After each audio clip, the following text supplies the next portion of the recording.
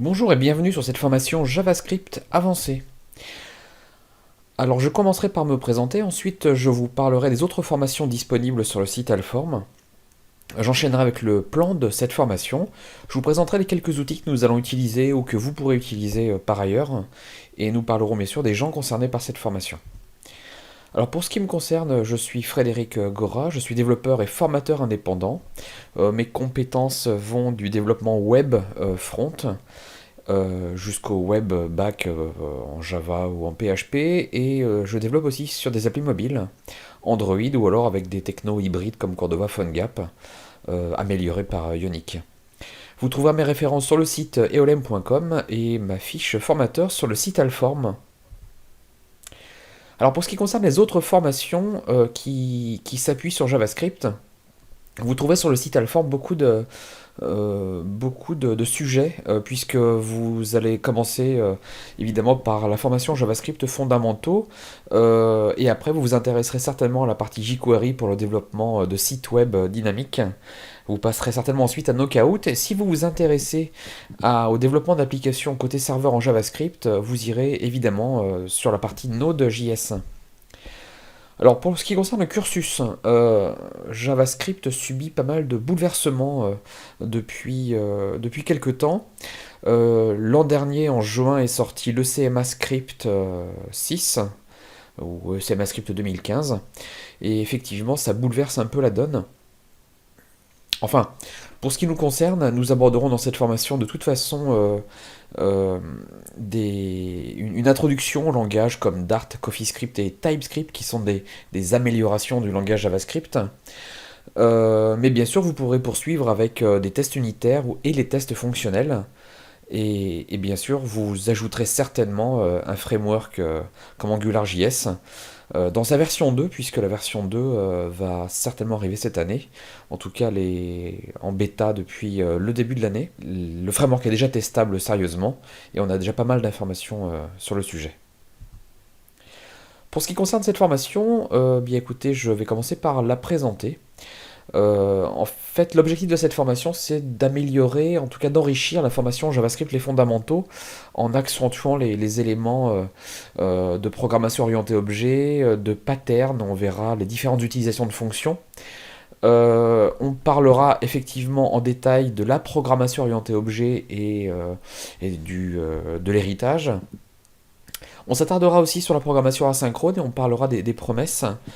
On fera une pause dans la formation JavaScript avancée puisqu'on verra, on fera une pause sur le langage en tout cas, puisqu'on s'attardera sur des outils comme les task runners qui vont en quelque sorte améliorer la qualité de notre code puisque nous allons exécuter des tâches en automatique qui vont par exemple vérifier si le code JavaScript est bien formé avec des outils comme JSInt qu'on appelle des linters. Nous compresserons aussi, nous améliorerons les performances en compressant la taille des fichiers JavaScript, en les minifiant, on en parlera de Glyphy. Enfin, on a vraiment pas mal de petites tâches à exécuter lorsqu'on va passer du monde du développement au monde de la prod. Et en fait, ces tâches-là seront automatisées par des task runners qui sont Grunt et Gulp. On parlera aussi de programmation modulaire, puisqu'on verra qu'il est possible, alors pas avec JavaScript naturellement, mais avec des outils comme Require ou System.js, et bien en fait de charger des modules JavaScript à la demande, contrairement à ce que nous faisons habituellement, où nous nous évertuons à les déclarer dans un fichier HTML. Et bien cette fois, nous parlerons de programmation modulaire.